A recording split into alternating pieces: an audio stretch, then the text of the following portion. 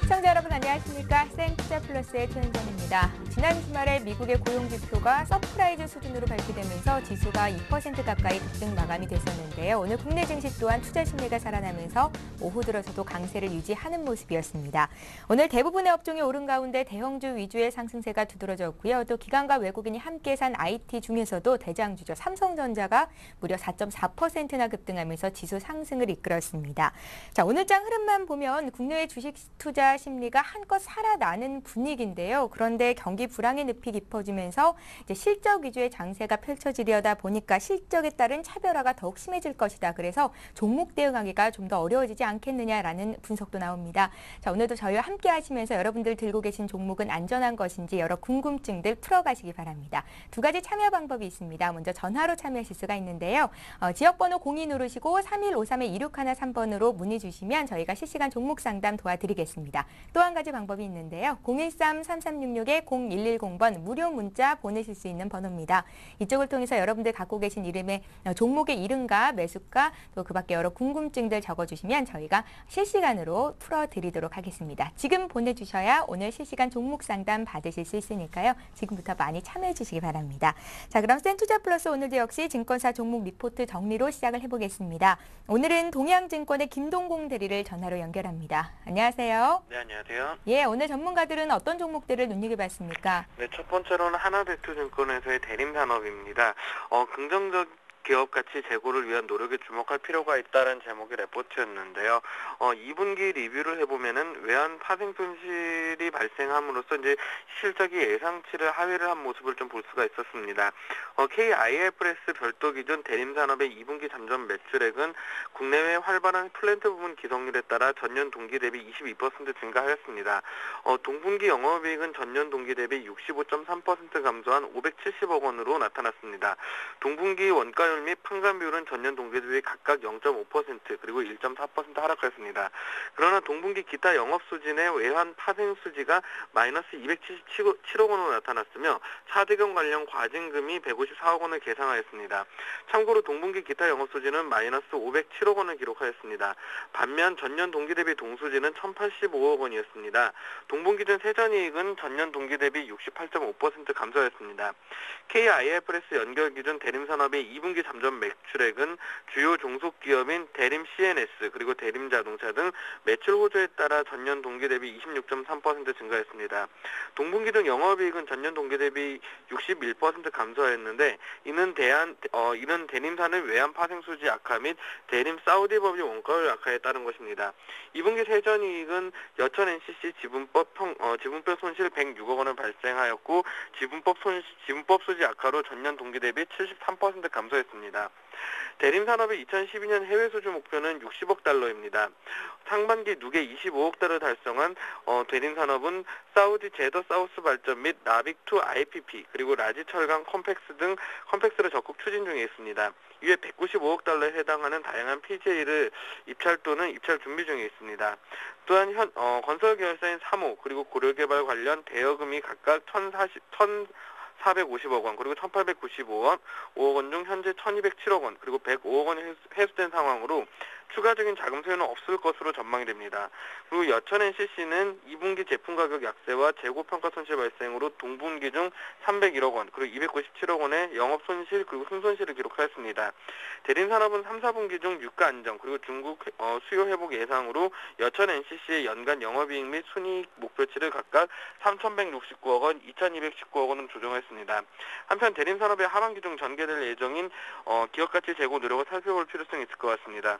이는 상반기 누계 17% 매출 비중을 보인 자체 석유화학 사업 부분 분할 검토와 그리고 더불어서 주주가치 제고를 위한 주식 배당 그리고 장기적 차원에서 가능성이 높은 지주회사 구도 등으로 요약할 수 있을 것입니다. 이 같은 이유로 근거로 목표주가 126,000원을 제시를 했습니다. 그리고 두 번째로는 하나증권에서의 스카이라이프입니다. 다시 한번 비상을 기대한다라고 하고 있습니다. 스카이라이프가 예상보다 부진한 2분기 실적을 달성했습니다. IFRS 별도 기준 2분기 실적은 매출액 1,317억 원, 영업이익 162억 원, 단기순이익 127억 원을 달성했습니다. 매출은 서비스 매출과 홈쇼핑 송출 수수료 증가로 성장하였지만 영업이익은 신규 가입자 증가에 따른 판매 수수료가 증가하였고, 그리고 일회성 비용 발생에 따른 지급 수수료 증가로 직전 분기 대비 감소했습니다. 하반기 가입자 증가에 주목을 해야 할 것이고 홈쇼핑 송출 수수료 급성장 구간임에 주목을 해야 될 것 같습니다. 스카이라이프의 가입자 증가 추세가 강화되고 있는 점에 주목을 해야 될 텐데요. 2분기 순증 가입자는 11만 명으로 기대에 못 미쳤지만 5월부터 월 순증 가입자가 증가하고 있기 때문입니다. 7월이 비수기임에도 불구하고 5.6만 명이 순증했으며 8월 이후에는 월 평균 6만 명 내외의 순증 가입자를 확보해 연말까지 380만 명의 가입자를 달성할 것으로 기대됩니다. 한편 홈쇼핑 송출 수수료 매출도 급증하고 있습니다. 2011년에 301억 원, 그리고 2012년에 633억 원으로 전년 대비 111%나 증가했으며 2013년에도 1,000억 원 수준으로 성장이 예상됩니다. 최근 주가 조정은 2분기 실적 부진과 그리고 단기 급등에 따른 차익 실현 성격이 좀 강하다고 판단이 됩니다. 가입자 증가 추세가 강화되고 있고 3분기 후 실적이 정상화되는 점을 감안하면 최근의 주가 하락은 비중 확대의 기회라고 판단된다고 하면서 목표 주가 3만 원을 제시를 했습니다. 마지막으로 교보증권에서 발간한 우주일렉트로입니다.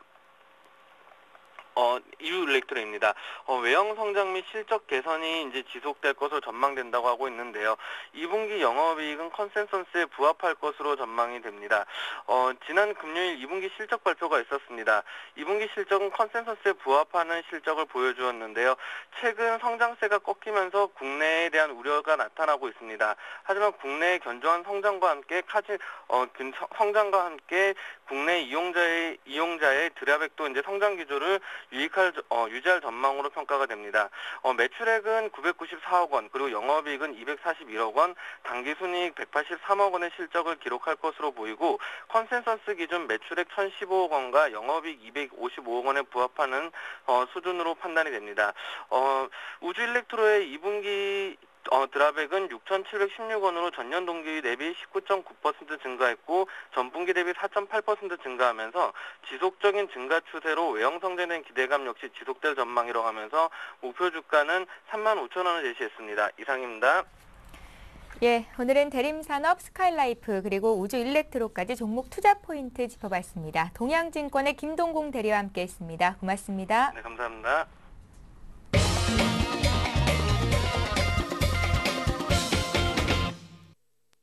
예, 센투자플러스 계속해서 시청자와 함께하는 시간 갖겠습니다. 오늘 함께해 주실 두 분의 전문가부터 소개를 해드릴게요. 동부증권의 박성일 연구원, 센플러스 홍희진 전문위원 이렇게 두 분 모셨습니다. 안녕하세요. 안녕하십니까. 예, 종목 상담 센플러스 여러분들의 종목을 상담해 드릴 예정입니다. 참여 방법 다시 한번 말씀해 드릴게요. 전화와 문자로 참여하실 수가 있고요.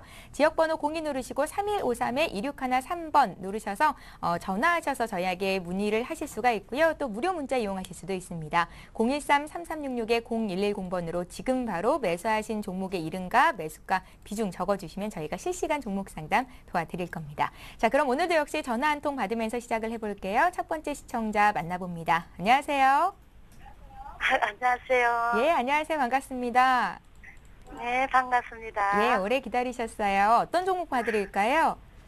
웹젠 있잖아요. 웹젠이요.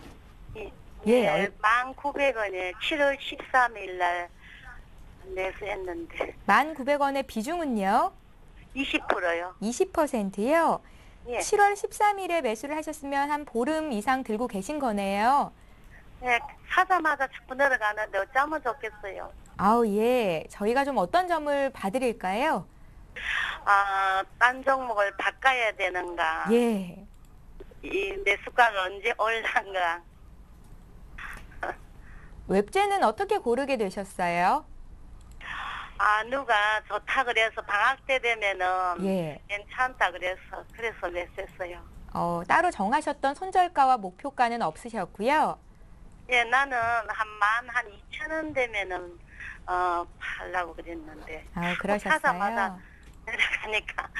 예, 지금 가장 궁금한 게 이 가격대에서 쉽게 올라가지 않는다면 잘라내는 게 맞는 건지 이 점이시겠어요. 손절가를 이제 말씀을 제가 딴 종을 해드려야겠어요. 바꿀까. 아, 바꿀가를 고려하고 계세요? 예. 예, 이 종목이 좀 오래 기다린다면 매수가까지 올 수 있겠다라고 만약에 진단이 나온다면 기다릴 수 있는 시간적인 여유는 있으십니까?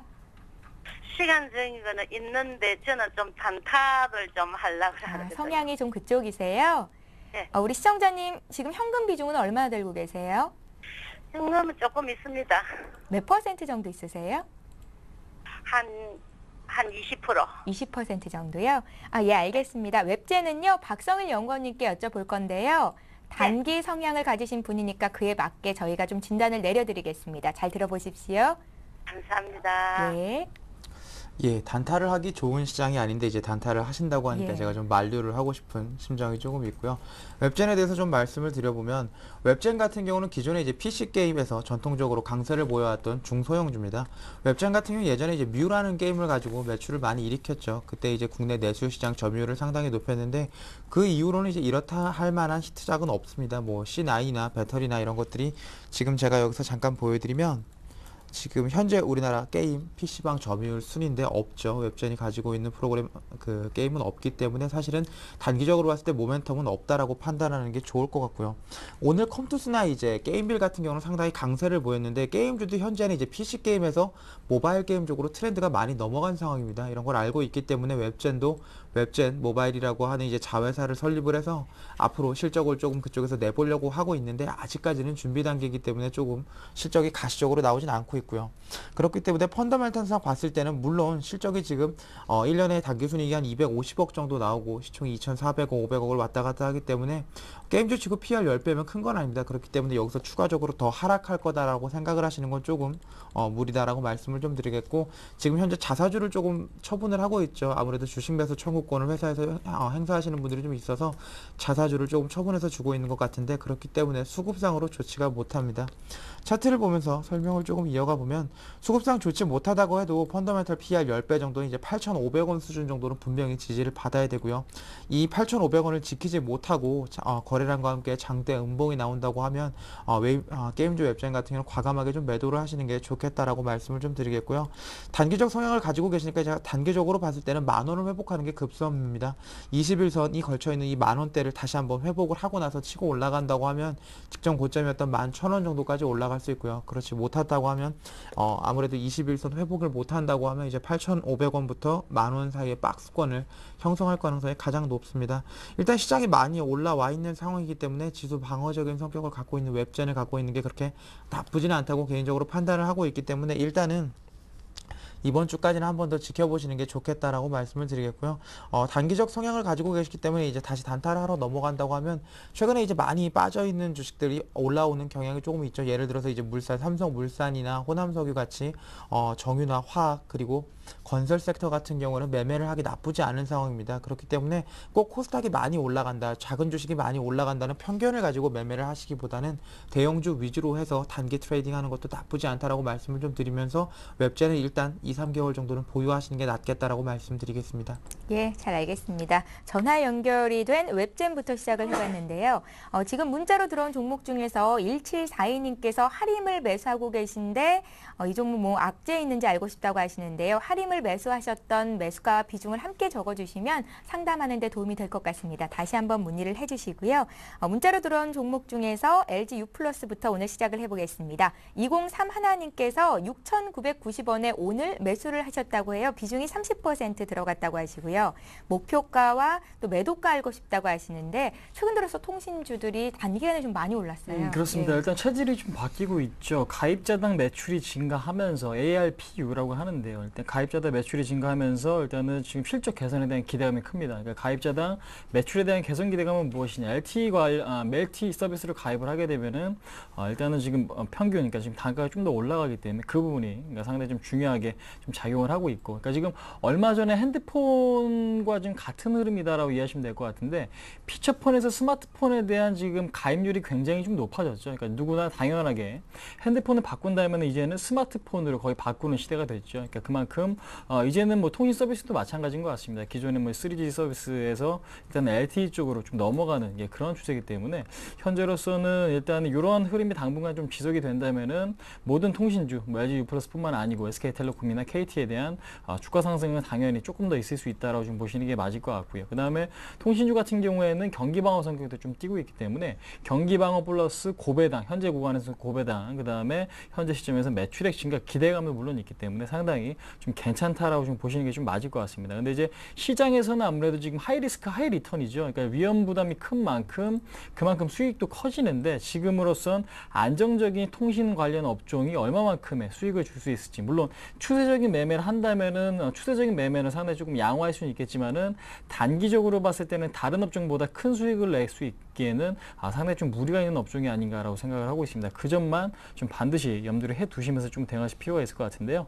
차트를 보시면요, 아무래도 지금 지난번에 고점 라인이겠죠. 요 구간 7,000원에 대한 돌파 시도가 나오고 있기 때문에 7,000원을 뚫어 버린다면 주가 자체는 7,500원 이상 당연하게 좀 갈 수밖에 없습니다. 근데 이제 시기적으로 봤을 때는 한 달에서 한 두 달 정도 좀 생각을 하고 있는데, 빠르다면 한 달 정도의 목표가를 한 7,500원 정도로 좀 잡고 대응을 해 보시자 좀 말씀드려보도록 하겠고, 가장 중요한 부분은 지금 목표가가 아니라 지지가, 그러니까 지지선이 얼마만큼 지지가 좀 잘 되는가가 상당히 좀 중요하겠죠. 그래서 일단은 현재 구간으로서는 6,600원 정도를 좀 잡아주시면 좋을 것 같습니다.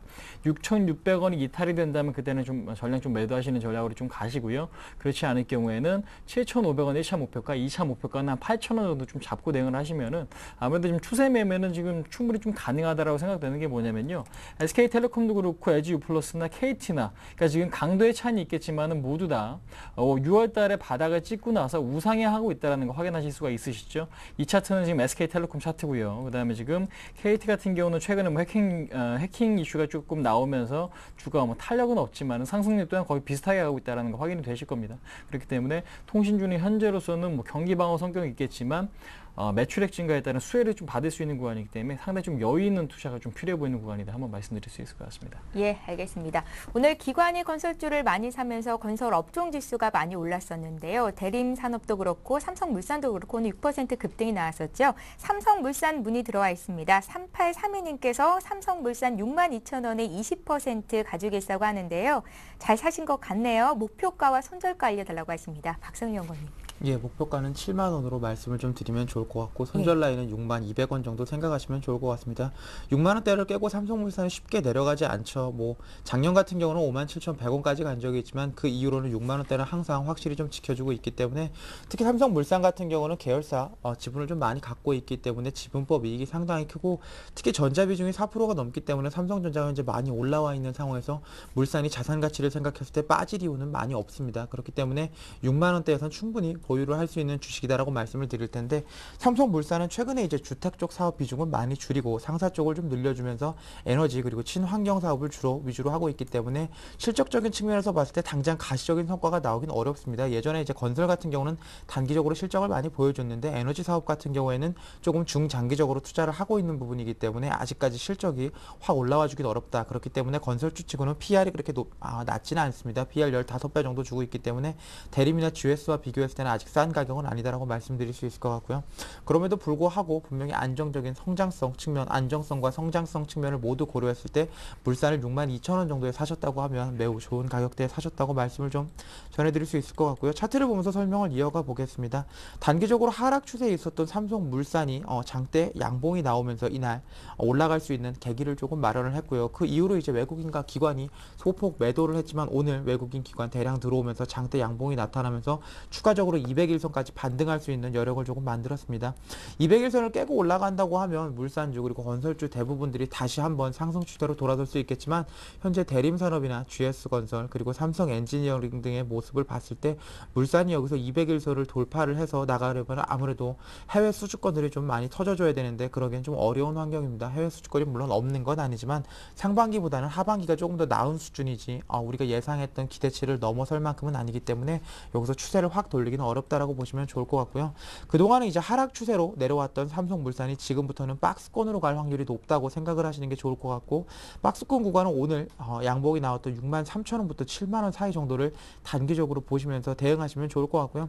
70,000원 부근에서는 비중을 거의 없이 한번 가져가 보시면서 혹시라도 돌파를 하게 되면 아주 소량만 가져가시는 전략을 말씀을 드리겠고, 60,000원을 깨지 않을 거다라고 개인적으로 판단을 하고 있지만 60,000원 깬다고 하면은 과감하게 조금 하락 추세가 더 이어질 수 있다고 판단을 하시고, 현금 비중이 있으시면 조금 더 사시면 좋겠지만 그러지 않는다고 하셨을 때는 매도하신 이후에 다시 한번 저점을 잡는 전략으로 가는 게 좋겠다라고 말씀드리겠습니다. 예, 문의 잘 주셨네요. 삼성물산 받고요. 이번에 또 전화 연결해 보겠습니다. 안녕하세요. 예, 안녕하세요. 예, 안녕하세요. 반갑습니다. 예, 예, 시청자님 어떤 종목 봐드릴까요? LS요. LS요? 예, 예, 얼마에 몇 % 들고 계세요? 75,000원에 비중 10%요. 75,000원에 10%요? 예, 예, 오늘 종가가 86,600원입니다. 굉장히 잘 사셨네요, 주식을.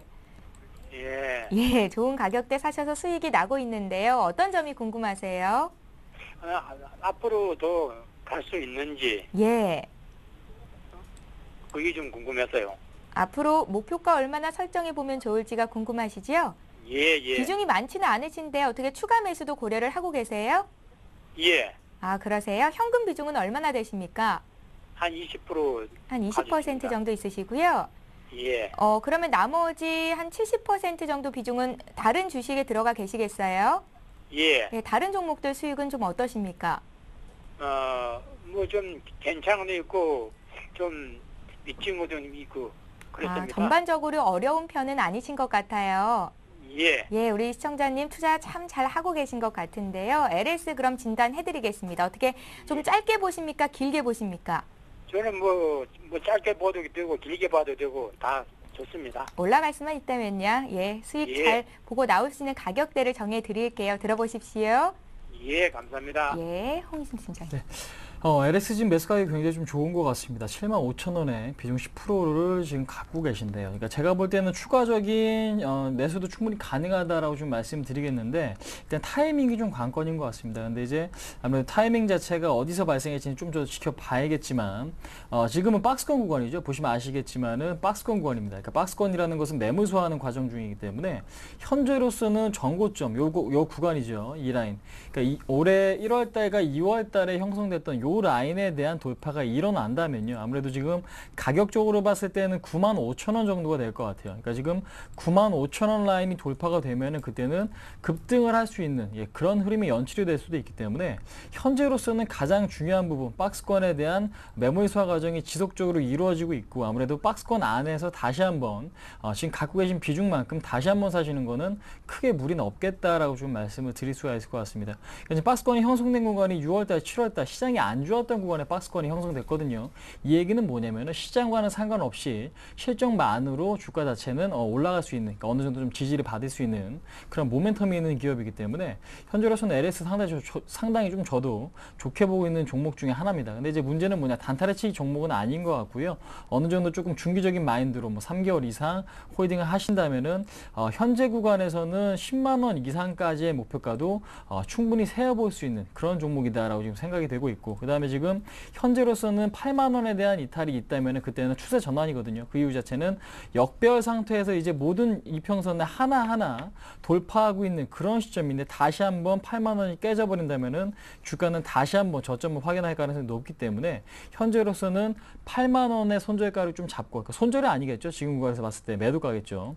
8만 원에 대한 매도 가격을 잡고 목표가는 10만 원까지 좀 가져가신다면 충분히 조금 수익을 볼 수 있는 종목이다. 근데 이제 자회사 내부를 좀 보신다면은 LS 전선이나 LS 엠트론, LS 니코동제련 모두 중국 경기와 관련된 종목들이 상당히 좀 많거든요. 그에 따라서 중국에 대한 모멘텀이 강화되면 강화될수록 수혜를 받을 수밖에 없기 때문에 이 종목 같은 경우는 올해 연말까지 모시고 목표가를 좀 설정하시는 게 지금으로선 맞다. 추가 매수에 대해서는 아무래도 21선 언저리 구간에서는 충분히 좀 가능하시지만 8만 원에 대한 매도 가격은 좀 반드시 좀 지켜달라 한번 말씀드릴 수 있을 것 같습니다. 예, 잘 알겠습니다. 알겠습니다. LS 봤고요. 또 이번에 문자로 들어온 종목 하나 더 보겠습니다. 신화인터텍인데요. 이분께서도 고생을 좀 하고 계십니다.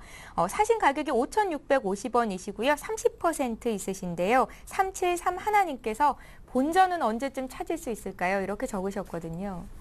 예, 신화인터텍의 본전을 이제 찾으시려고 하면 아무래도 BW나 CB 물량이 나온 거에 대한 시장 투심이 좀 회복될 때까지 기다리셔야 될 텐데요. 아직까지는 기관이 매도로 좀 일관성 있게 대응을 좀 하고 있기 때문에 21선을 돌파해서 추세를 회복할 때까지는 당분간 홀딩하시는 게 좋겠다라고 말씀을 좀 드릴 수 있을 것 같고, 신화인터텍 같은 경우는 충분히 들고 버틸 만한 종목입니다. 사실 작년 같은 경우 이제 대표이사를 비롯한 경영진 내부 문제가 조금 있었고요. 그 이후로는 이제 오성 LST에서 좀 가져가면서 경영진은 정상화가 된 상황인데 구조조정을 마무리 짓지 못했기 때문에 매출과 영업이익이 나오지 않았는데, 현재 상황을 좀 보면 경영진도 안정화되어 있는 상황에서 매출과 영업이익, 특히 이번 분기에는 TV 매출이 그렇게 좋지 못했음에도 불구하고 영업이익은 충분히 30억 이상으로 개선되는 모습을 좀 보여줬기 때문에 구조조정에 대한 효과가 중장기적으로 나타날 수 있다고 말씀을 드리겠고, 지금 증권사 목표 주가가 이제 신화인터텍 같은 경우는 최저가 한 7,000원 정도, 그리고 최고가가 12,000원 정도 나오고 있는데, 요번에 CB나 BW 물량이 450억 정도 발행을 하면서 이 물량들이 주가 희석 효과가 조금 있지 않겠느냐라는 말들이 많이 있는데, 사실은 기존에 발행했던 물량을 차환하는 과정에서 4%대 이자를 2%대로 내렸기 때문에 구조적인 측면에서 봤을 때 비용을 줄이는 아주 긍정적인 효과가 있습니다. 그렇기 때문에 신화인터텍 같은 경우는 지금 저점을 찍고 올라온 3,500원 선이 깨지지 않는다고만 하면 중장기적으로 한번 충분히 가져가 볼 만하다고 말씀을 드릴 수 있을 것 같고, 지금 삼성전자, LG전자를 비롯한 대부분의 기업들 모두가 지금 앞으로 IT 장비에 대한 발주를 대부분 다 지연을 시킨 상황인데, 아직까지 지연이 이제 취소된 상황들은 아니기 때문에 하반기까지는 한번 지켜보면서 부품주 같은 경우는 가져가시는 게 좋겠다라고 말씀드리겠습니다. 단기적으로 봤을 때 200일선 회복이 가장 큰 관건인데 4,800원 정도를 회복한다고만 하면 직전 고점이었던 이제 6,000원, 그 이후로 7,000원까지도 한번 충분히 바라볼 수가 있을 테고요.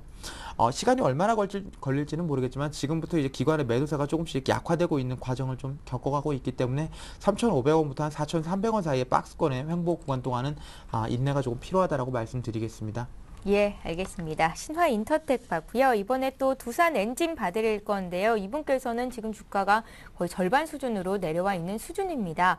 21,500원에 10% 들고 계신데 그래도 다행이다 싶은 게 비중이 많지 않으셔서요. 7042님께서 문의하셨는데요. 목표가 알고 싶다고 하시네요, 팀장님. 자, 일단 목표가로 설정하기가 상당히 좀 어렵습니다. 그러니까 예. 주가 자체는 실적 대비 지금도 저평가가 되어 있는 건 사실인데, 중요한 건 그렇죠. 두산 엔진 같은 경우는 지금 그러니까 선박에 대한 수요가 증가가 돼서 엔진에 대한 수요가 자연스럽게 늘어나는 흐름이 나타나 줘야 됩니다. 근데 이제 가장 중요한 것은 글로벌 경기가 어느 정도 조금 정체되어 있고 침체기에도 있는 그런 대륙도 있죠.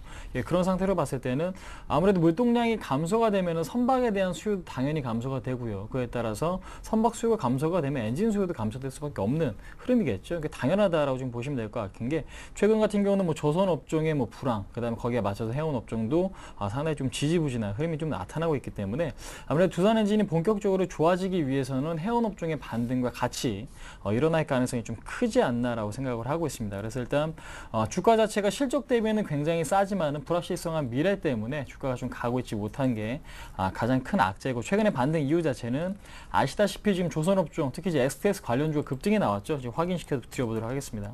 보시면은 STS 조선해양 같은 경우도 같이 상승이 일어나면서 8,300원 저점을 찍긴 했지만은 지금 1,200원이거든요. 지금 단기적으로 20% 가까운 수익이 좀 났습니다. 그러니까 지금 이런 측면에서 봤을 때 시장이 좋아지고 조선업종의 반등이 나와서 같이 가는 흐름이 아니라면은 지금으로서 오르기가 상당히 좀 힘듭니다. 근데 같이 간다라는 것 자체는 어느 정도 좀 경기에 대한 불확실성을 좀 해소가 시켜야 되는데, 현재로서는 그 부분 자체가 상당히 좀 애매하다는 것만 좀 기억을 하시면서 대응을 해보자. 그래서 일단 종목은 좋지만은 시장 자체가 이 종목을 끌어올리기 위해서는 경기에 대한 불확실성을 해소시켜주는 흐름이 나와야만 가능하다라는 것 좀 이해하실 필요가 있을 것 같고요. 아무래도 이 종목 같은 경우는 현재 시점 손절에 대한 의미는 없을 것 같아요. 그러니까 지금 워낙 좀 많이 끌고 오셨고 비중 자체는 크지 않으시지만은 오히려 어느 정도 좀 바닥을 찍었다면은 저가에서 추가적인 매입 타이밍을 좀 노리시는 게 좀 맞을 것 같은데, 지금으로서는 아직까지 좀 아닌 것 같습니다. 그래서 일단 손절에 대한 의미는 없기 때문에 손절은 지금 현재 구간에서 현재 시점에서는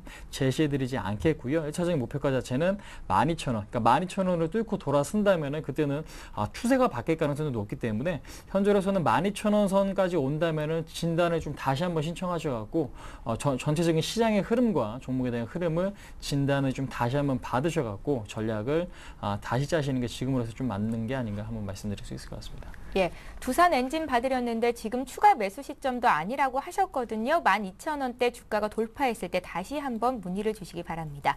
자, 이번에 세 번째 전화 연결해 볼게요. 어떤 시청자가 연결이 됐을지 만나봅니다. 안녕하세요. 안녕하세요. 예, 안녕하세요. 예, 수고하십니다. 예, 고맙습니다. 시청자님 어떤 종목이 궁금하세요?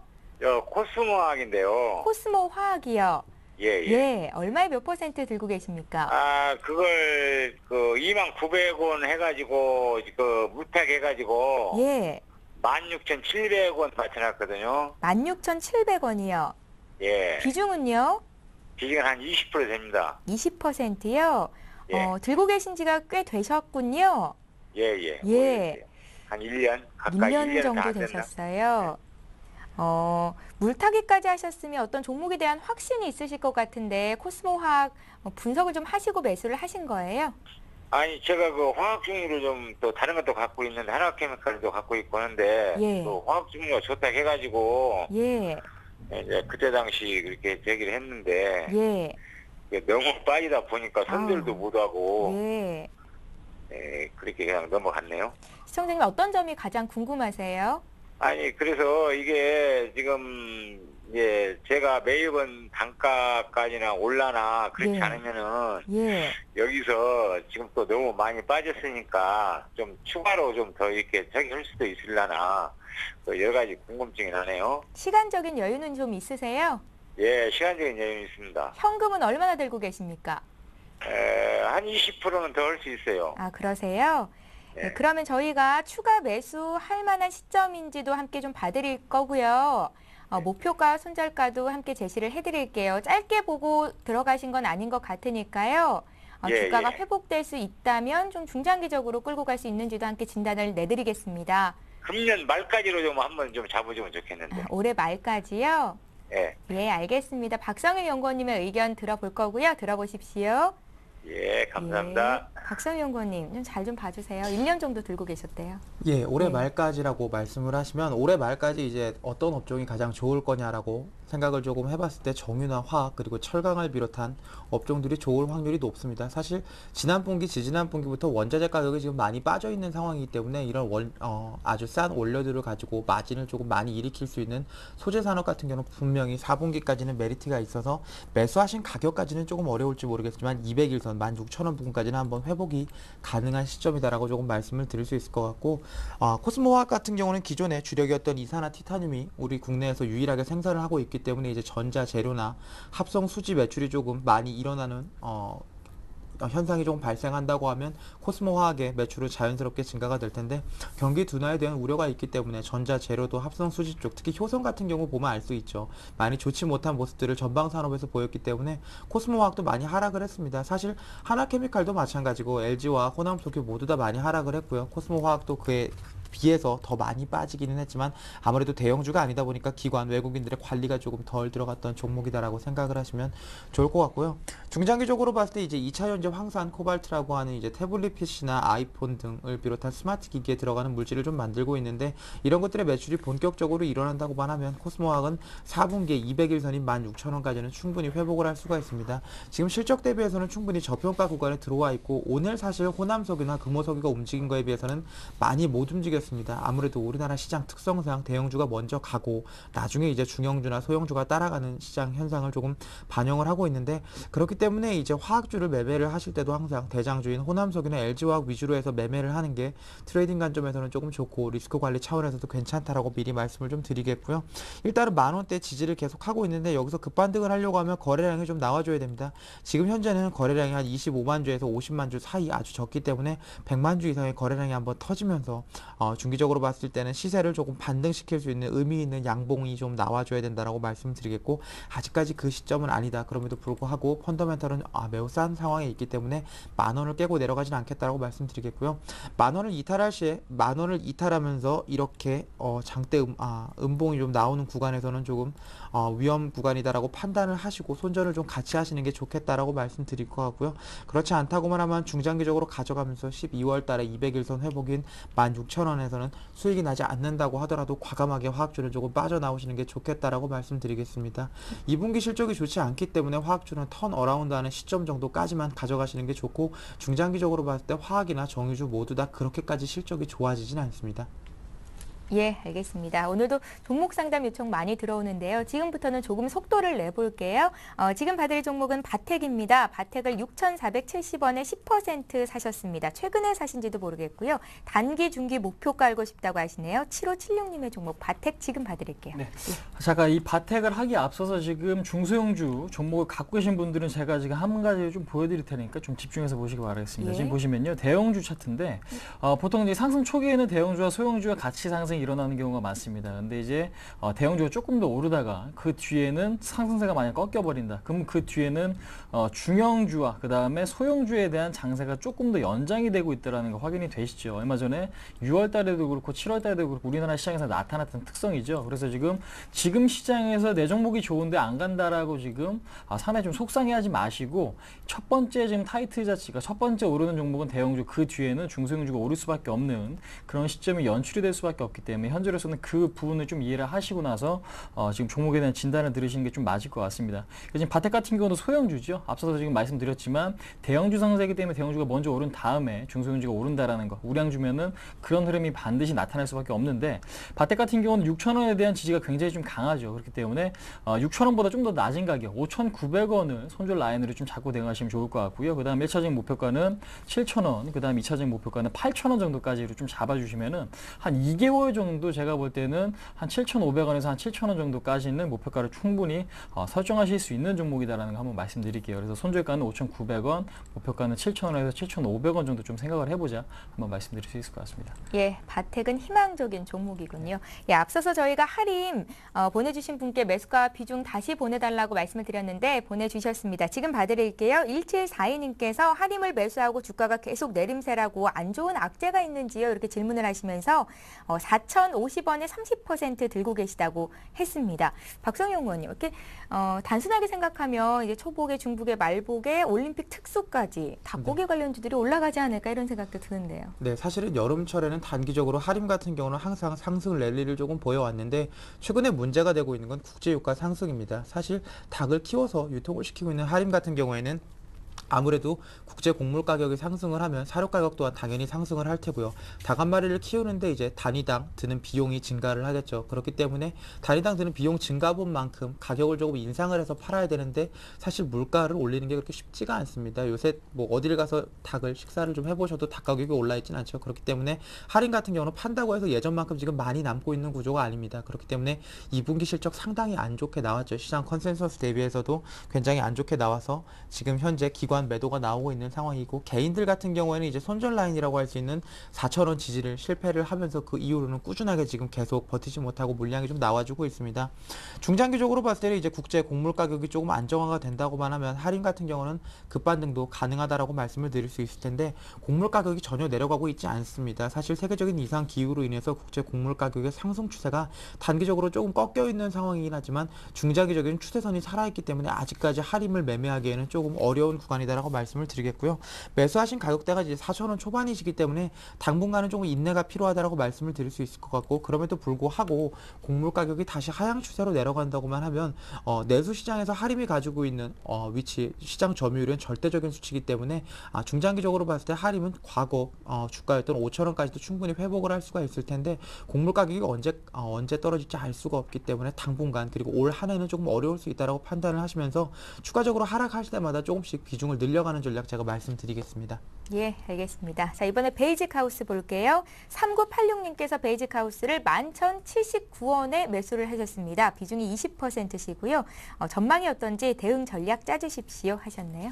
자, 일단은 전망 부분보다는요, 지금 매매를 어떤 식으로 잘 하시느냐가 좀 더 중요할 것 같아요. 그러니까 예. 전망 같은 경우는 당연히 옷이라는 것은 경기가 좋아진다면 여유 있는 분들이 살 수 있는 게 보통 일반적인 이런 베이직 하우스에서 만드는 옷입니다. 그러니까 신사복 같은 경우도 특히 이제 LG 패션이나 제2모직이나 제2모직 같은 경우도 여유가 있으신 분들이 정장에 대한 수요를 좀 더 늘릴 수 있거든요. 예, 그런 측면에서 봤을 때 경기가 상당히 좀 중요하다라고 좀 보시면 될 것 같고, 국내보다는 이제 지금은 이제 중국 쪽에 대한 매출 증가가 어느 정도 좀 나오는가. 근데 이제 국내 쪽에서 어느 정도 좀 까먹지 않아야 되는데 국내적으로서 어느 정도 하방 경직이 나오는지 좀 체크를 하셔야 되죠. 근데 이제 개인 투자자가 그걸 체크하기는 상당히 좀 어렵고요. 그러니까 실질적인 주가 흐름을 보시면서 어느 정도 좀 예상을 하시는 게 맞습니다. 그래서 일단 보시면은 10,000원에 대한 이탈은 잘 안 나오죠. 얼마 전에 급락이 나오긴 했지만은 외국인의 지분 같은 경우는 일정하게 유지가 되고 있어요. 빨간색 같은 경우는 외국인 선이고, 그 다음에 파란색이 기관입니다. 그러니까 기관의 매도가 상당히 좀 커짐으로써 주가 하락이 상당히 좀 크게 나왔었던 종목이기 때문에 일단은 이 종목 같은 경우는 외국인에 대한 지분은 안정적. 그러니까 기관이 이제 더 이상 매도만 하지 않는다면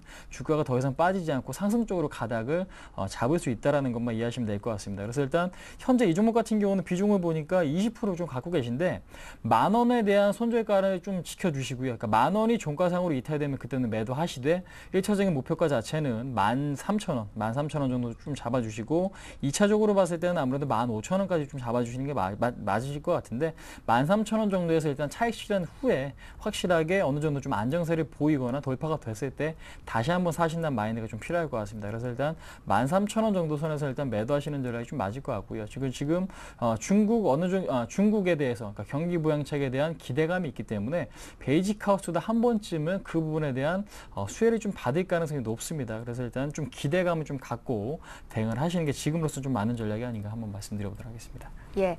바로 다음 종목 볼게요. 4161님께서 다산 네트워크스 5,350원에 비중 30% 실으셨습니다. 되게 최근에 매수를 하신 것 같기도 하고요. 예, 통신 장비주 같은 경우는 최근에 그렇게 흐름이 좋지는 않습니다. 사실 KT나 SK텔레콤, LG유플러스는 좀 예외적으로 상승을 하지 못했는데 통신주들이 대부분 상승했음에도 불구하고 이제 다산 네트워크스 같이 통신 장비나 솔루션을 공급하고 있는 업체들은 그 수혜를 전혀 보지 못하고 있는데 통신 업체들이 힘들다 보니까 사실은 좋은 단가의 장비를 발주를 하지 않습니다. 그렇기 때문에 수주를 하는 입장에서도 다산 네트워크스 조금 영업이익 측면에서 보시면 어렵다라고 판단을 할 수 있을 것 같고요.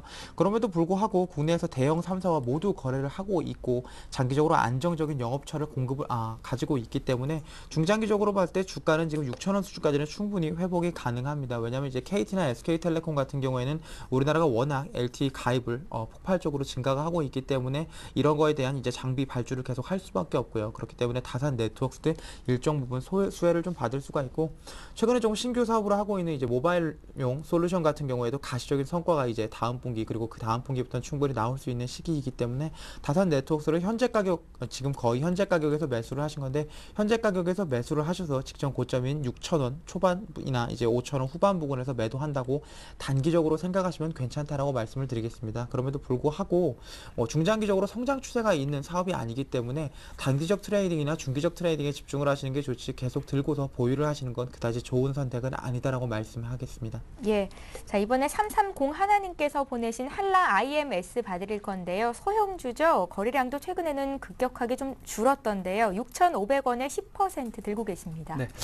이 종목 얼마 전에 김두관 테마로 묶이면서 주가 급등이 나왔습니다. 근데 종목 자체에 대한 펀더멘탈이나 뭐 이런 부분, 밸류에이션가 상당히 좀 좋다라고 좀 말씀드릴 수가 있을 것 같아요. 그러니까 지금 김두관 테마로 인해서 급등했던 상황에서, 그러니까 그때 매수했던 물량 자체가 매도가 나오면서 수급 악화가 좀 일어나고 있어요. 근데 이제 그 부분에 대한, 그러니까 테마적으로 움직였을 때에 대한 매물 소화 과정이 조금 더 진행이 돼야 될 것 같은데 기업 가치로 본다면 지금 절대 파셔서는 안 되는 그런 구간인 것 같습니다. 그래서 일단 가장 중요한 부분 1차적인 리스크 관리가 안 되셨던 게 일단 실패의 좀 원인이다라고 좀 말씀드리겠고, 굳이 여기서 파실 필요는 없어요. 그러니까 실적이나 시장 점유율이나 배당 수익률도 좋습니다. 그러니까 작년 같은 경우는 4%, 시가 배당이 지금 4% 줬기 때문에 배당이 좋다는 건 그만큼 안정적인 매출이나 영업이익을 확보하고 있다는 얘기겠죠.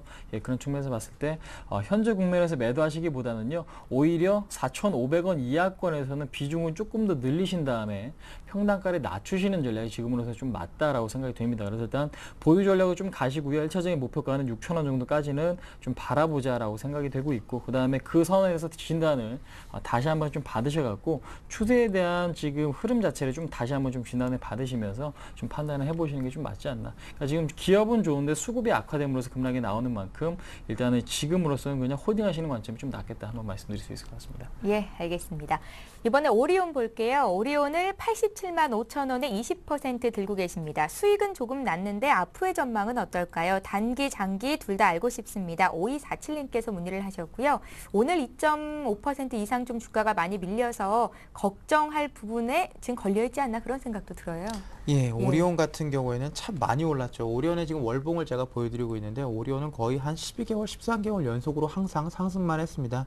시장과 무관하게 꾸준히 올라왔는데 최근에 오리온이 조금 하락을 하고 있는 건 아무래도 아직까지는 실적 대비해서 오리온의 주가 상승폭이 너무 크지 않았나 싶습니다. 사실 오리온을 면밀하게 뜯어보면 이제 국내에서 과자류 유통을 조금 하고 있는데 국내 과자류 유통을 너무나 잘했죠. 그렇기 때문에 매출과 영업이익이 상당히 잘 나왔는데 이러한 노하우를 가지고 이제 베트남, 중국, 러시아 쪽으로 진출을 해서 사실 매출이나 영업이익 측면에서 봤을 때는 한 번도 꺾이지 않고 항상 올라가는 모습을 보여주고 있고 부채는 항상 줄여가고 있고요.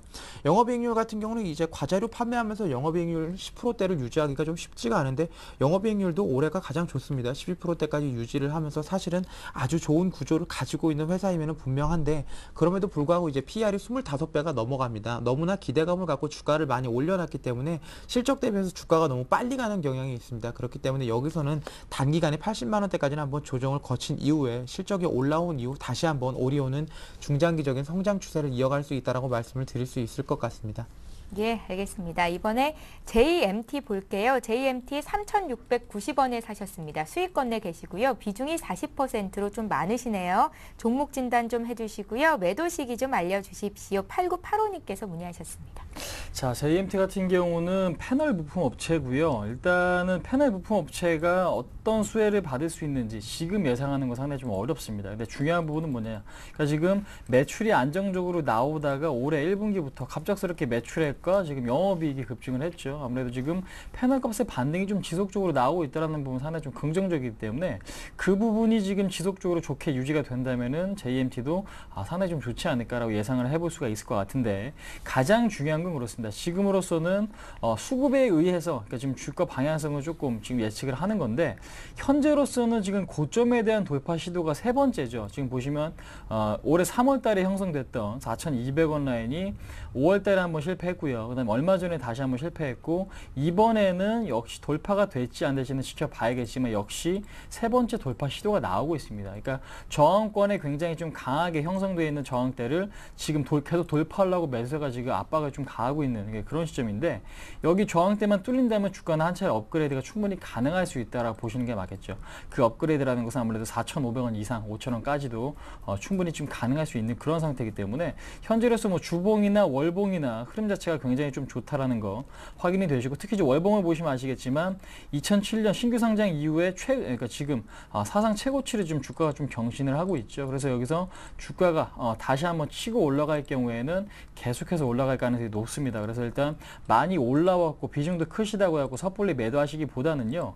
지금으로서는 3,500원, 그러니까 3,500원 상당히 좀 크게 매도가를 좀 잡고 대응하시는 게 좋을 것 같습니다. 3,500원이 이탈이 되면 그때는 매도 대응을 하시고요. 그 다음에 현재로서는 일단은 1차 목표가는 4,500원으로 좀 잡아주시는 게 좋을 것 같고 최근에는 주가가 뭐 거래량이 실리면서 음봉이 계속 나오고 있긴 하지만 밀리지 않죠. 그러니까 매도도 많고 매수도 많은 그런 상태이기 때문에 현재로서는 일단은 4,500원까지의 반등을 좀 기대를 하면서 3,500원 이탈시는 무조건 매도하시는 전략을 좀 가는 게 맞지 않나 한번 말씀드릴 수 있을 것 같습니다. 예, 한 종목 더 보겠습니다. AP 시스템이고요. AP 시스템 11,150원에 40% 비중 있으십니다.